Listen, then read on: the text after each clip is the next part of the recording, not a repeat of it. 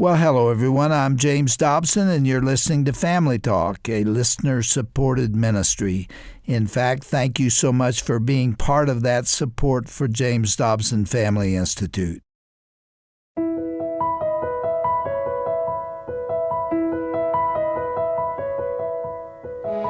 Hello, I'm Roger Marsh. So glad you've joined us today for Dr. James Dobson's Family Talk.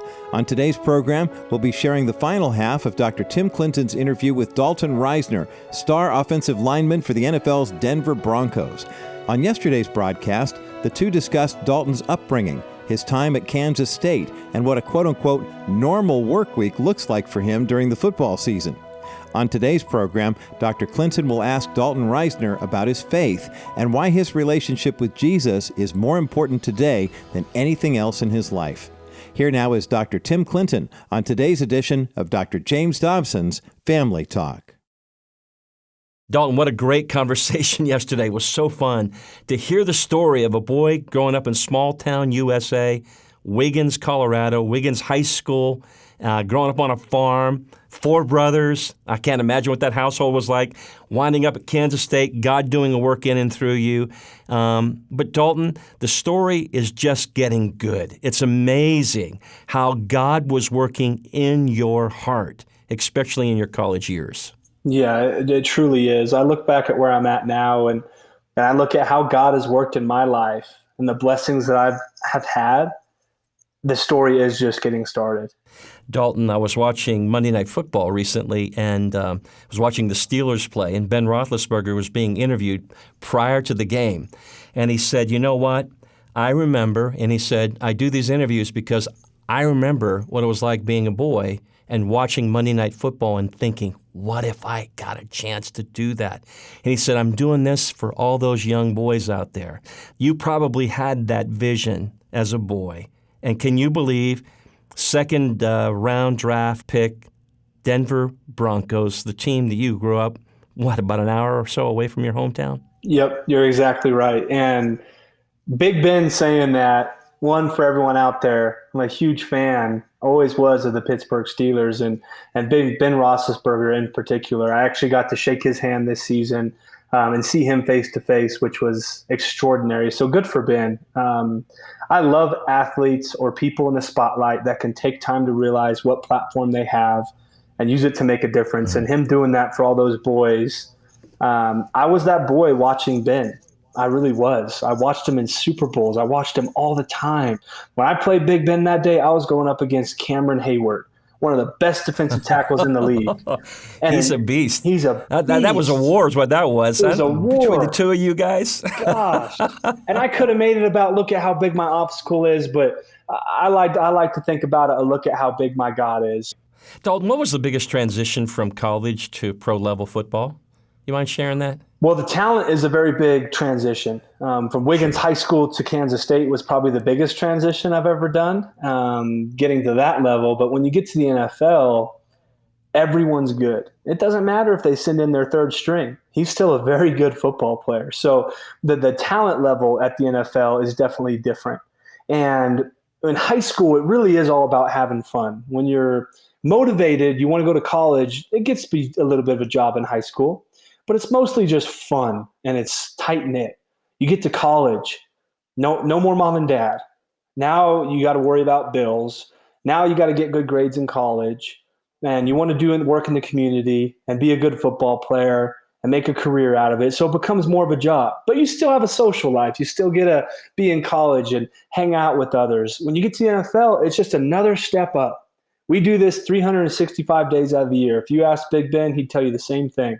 Just because we're in off season doesn't mean you don't have to work out every day. Doesn't mean you don't have to watch your weight, eat the right types of foods. You got to do that 365 days out of the year. And when you're in season, I talked yesterday a lot about my schedule with you and what that entails.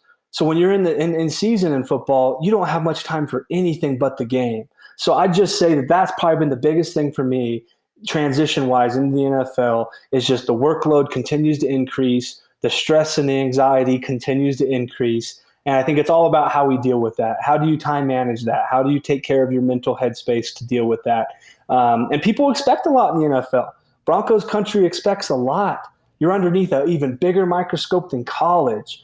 And, people expect a lot out of you. So you have to deal with a lot of people saying a lot of hurtful things. Oh, they do. A lot of hurtful things. I've heard someone wanted me traded the other day. I said, man, I thought I was playing pretty good football. So you got to just find that balance, man. Dalton, what's it like being a Christian in the NFL? I know a lot of people listening wonder. You're known for being very outspoken about your Christian faith. I'm a big believer in failing forward. I'm never going to fail backwards. I'm going to jump into something head first. I'm not going to mention the team, but I'm going to tell you a quick story. When I was getting drafted, my agents warned me about being very outspoken about my faith because they are aware of the NFL and how some teams may not want that extra pressure or extra added attention to their organization for someone that's so outspoken about their faith. I walked into a meeting room. You do a lot of visits with teams when you're at the Combine and the Senior Bowl. I walked into the room. The first question that this particular coach asked is, what will your priorities be if you come to my team? I took a deep breath and I said, I think Jesus is sitting in here. And I was not about to tell them football because, truth be told, that wouldn't be my top priority.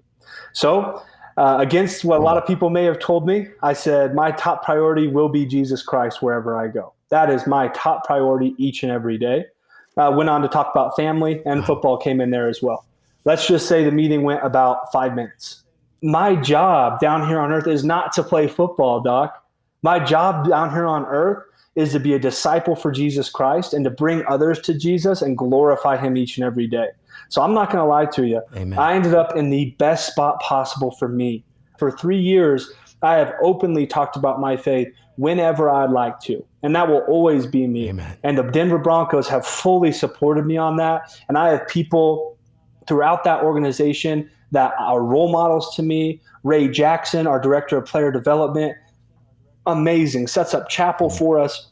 Our chaplain, Rez, does an extremely good job. Justin Simmons is an extremely great man of God on our football team, a 2-time Walter Payton Man of the Year nominee. I love that dude. Look up to him so much. So I could go on and on, but let's just say I went into the NFL ready to fail forward with my faith in Jesus Christ, and he blessed me in a lot of ways.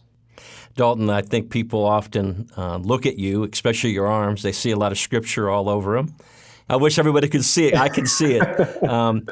People probably are also wondering, how does Dalton keep his spiritual life strong? How do you stay in the Word? How do you keep yourself anchored when you're so busy and there's so much coming at you and people can't even imagine how life has changed for you?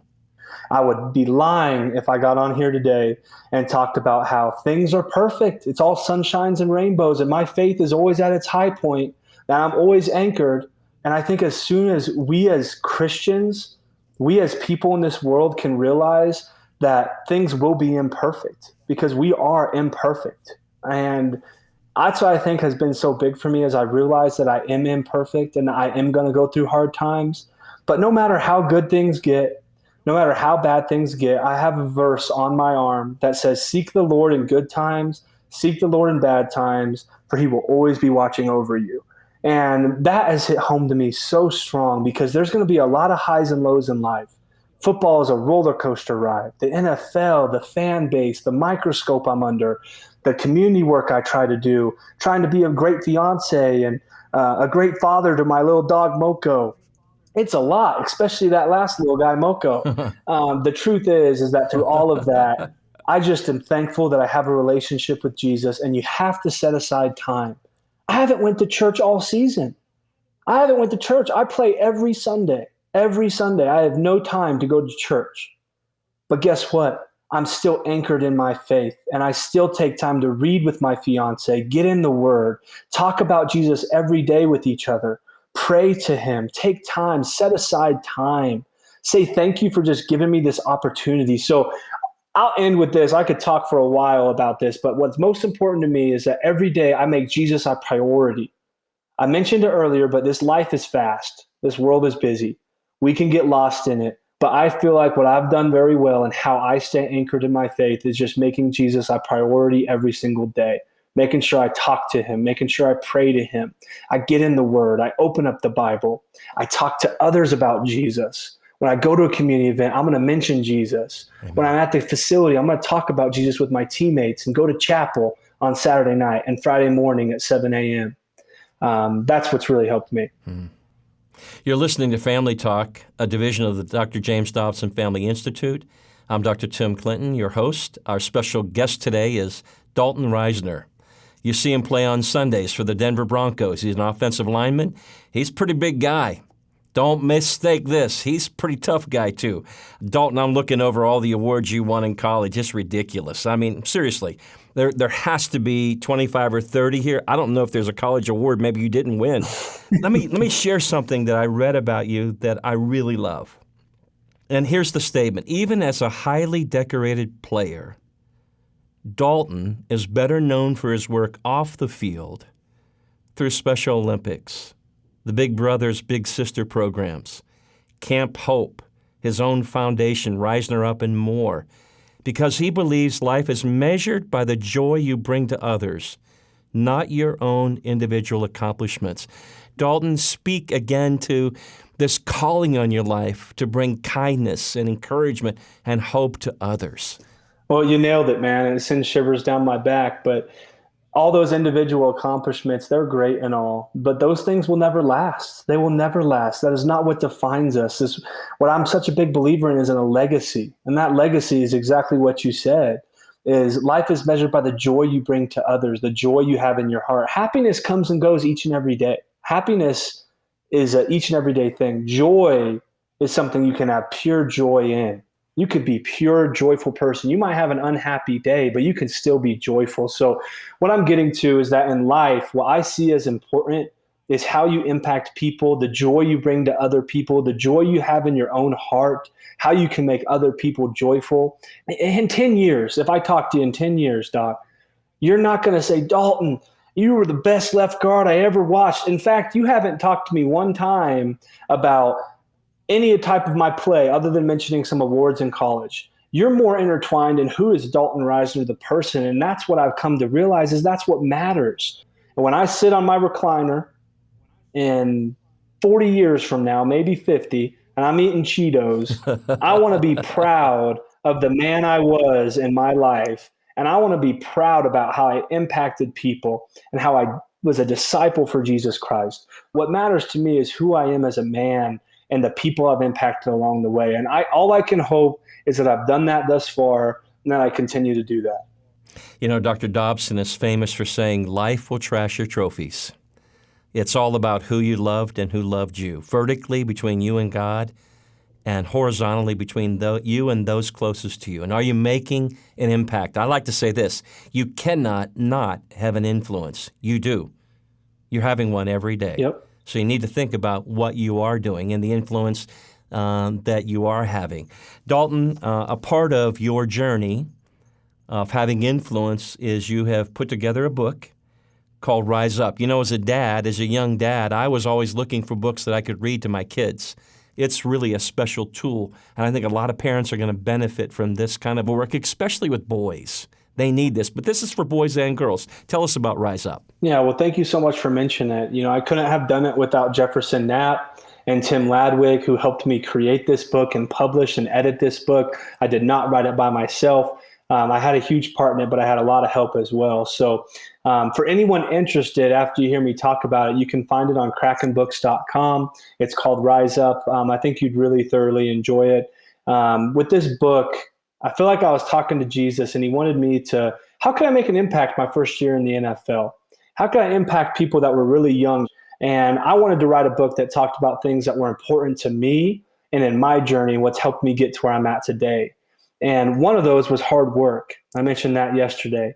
The second one was how you treat people along your way in your journey, the kindness and love you treat people with. 3 was to dream big. And then 4, talk about my faith in Jesus Christ and how none of it was possible without him. So writing this book, I wanted to put all that together in one book. I wanted to have illustrations of people that have impacted me. Not only have I impacted them, but they've impacted me greatly in my life. So there's illustrations of a lot of important people in that book. So a lot of great reads. It's really short. a great book to read to your children at night that hopefully they see, hey, there's this NFL football player talking about Jesus. And Dad, look, he had a big dream too. And man, he said he worked really hard and he was good to people. And look at where he's at today. Maybe I can do the same thing. Because that's what I would have wanted to hear as a kid. So that's what I tried to piece together there. One of the key pieces in that book is a focus on friendship, too. In other words, relationships are at the heart of life. Get them right, you're blessed. Get them wrong, it's going to be a tough journey for you. What are you seeing out on the front lines when it comes to kids? Because a lot of kids are picking up and following after you. There's a message coming through Dalton Risner that's resonating with them. Well, love and relationships is the cure to everything, in my opinion. The world is going to a more technology-based world, as we can see. And I think that we've got a little bit lost in having an online presence and learning how to talk to people online and being someone that we're truly not online. I think it could go on, but I think that what we forget is what truly matters is the people you love, people that love you, and the relationships you have in your life. And there's nothing more satisfying than having a relationship with someone face to face and being able to talk to someone. And more importantly, there's no greater feeling than loving yourself and being truly authentically yourself. Me growing up, I was bullied. I was always overweight, always. Something I battled with. My parents had to help me. But I've got to a point in my life where I love who Dalton is. I'm never going to be anything but who Dalton is, whether that's online or in person. You should love yourself, and you should love the part that you're beautifully and uniquely made. We're all different. We all may be similar in some ways. But truth is, you look at the billions of people down here on earth, and we all are unique and beautifully made in our own way, and no one can take that away from us. And never underestimate the power of relationships with people and talking to people, and get away from that social media. Get away from staying in your room. I know that in these times with COVID, it's been hard. But as things hopefully continue to get better, just remember that the love and relationships in your life, those are the things that you'll hold on to forever. Dalton, a lot of people talk about owning your influence as a personality in culture like yourself. How do you look at all that when you think about kids watching you, everything you do? I mean, after an interview like this, people are going to be following you up on television. They're going to be checking out your Twitter account. They're going to be looking hard. Talk to us about owning your influence. And also, if you wouldn't mind, speak a word to mom and dad. Sometimes mom and dad feel disconnected. Their teenage kids, for example, are kind of like hugging a porcupine. They're not comfortable with mom and dad, or they're looking for influence from someone else. But this is important stuff, Dalton. This stuff matters. And I know it's the heart of this book. At least that's what I got from it. Yep, you're exactly right. And owning your influence and owning your personality and who you are is extremely important. And with that comes great responsibility. And you have to uphold that. And you can't just talk about it. You have to walk the walk. You can't just talk about who you are, what you value, who you are, impacts you make. You have to be about that.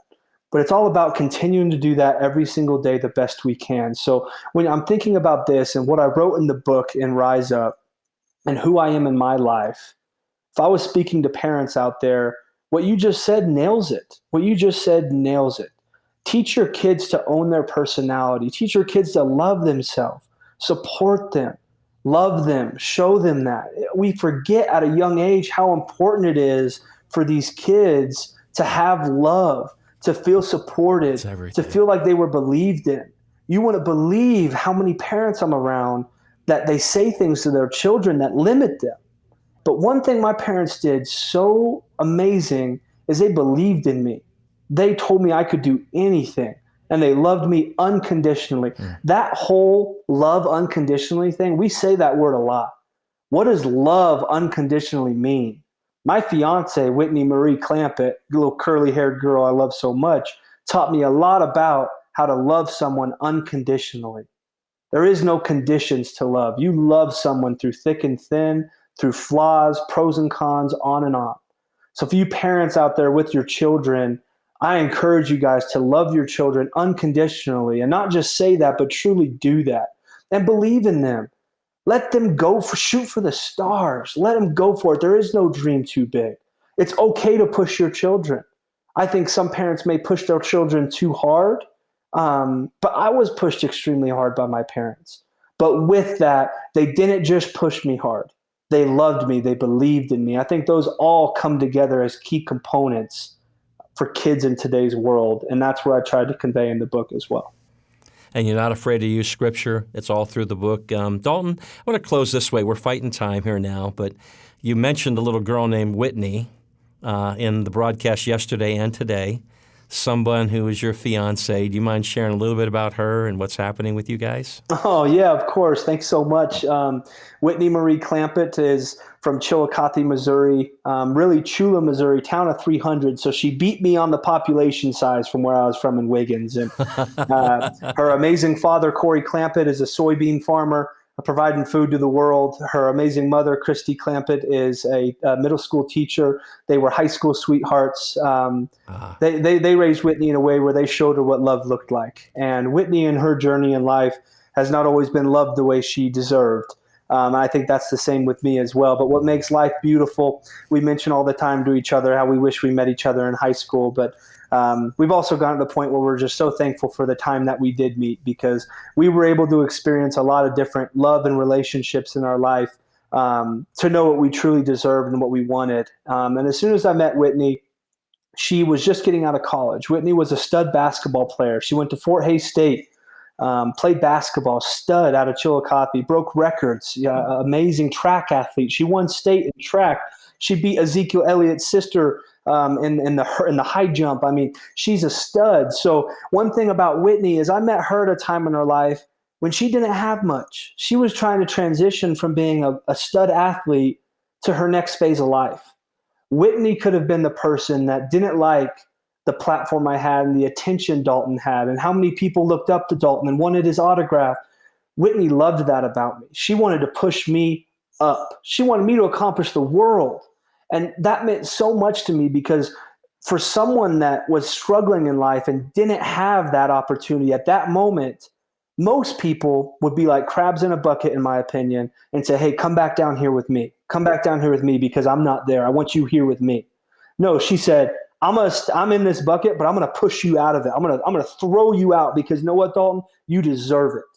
And that's one of the things I love about Whitney the most is she loves who I am. She loves who Dalton Risner is. She knows who I am better than anybody does. And Whitney Marie Clampitt has just supported me from the day that I met her. We have been together for 3 years now. She played at Fort Hays State. I played at Kansas State. So I got to watch her play in college. And she had a different boyfriend at the time. So I had to kind of wait my turn and tell her, you figure your stuff out. But when that doesn't work out, you come back to me and we'll see if we can make things happen. So she finally got her head on straight. I'm just making jokes, but we I thought you just kicked him to the curb. No. You just sent him packing down. Okay, I know. Hey, Dalton, we certainly will pray for you and Whitney on the road forward. I can't let you go, though, without asking about the Broncos. I mean, we got to talk a little bit of football. Big win over the Cowboys not long ago. Dalton, where do you see this thing going? You know, the season has been a roller coaster, but truth is we won our first 3, lost our next 4. Took a loss in the Steel City, unfortunately. But anyways, we won our last 2 against good football teams. We'll take it 1 week at a time and see where we end up. Our special guest again today, Dalton Risner. You watch him on Sundays playing for the Denver Broncos. He is a man of deep faith, and we're going to watch a lot of football with Dalton Risner in the middle of it in the years to come. Dalton, what a delight to have you. On behalf of Dr. Dobson, his wife Shirley, the team at Family Talk, we salute you and pray God's blessing and great favor over you and your life going forward. Thank you for joining us. Thank you so much. God bless and go Broncos.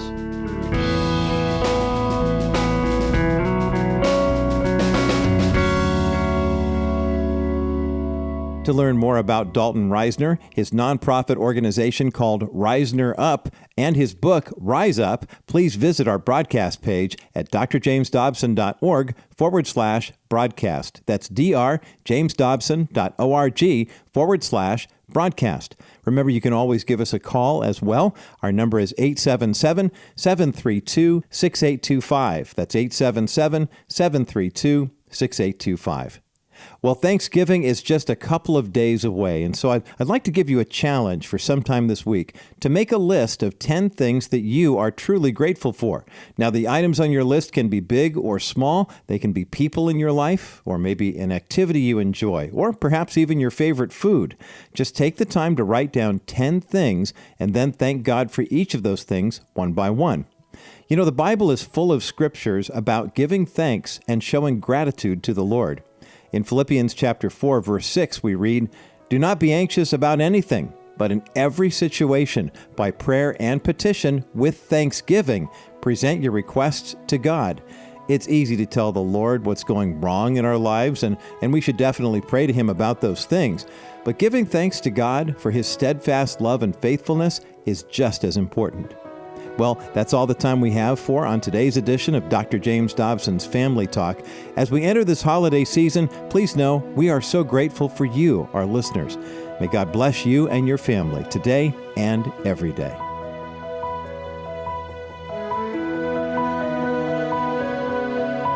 This has been a presentation of the Dr. James Dobson Family Institute.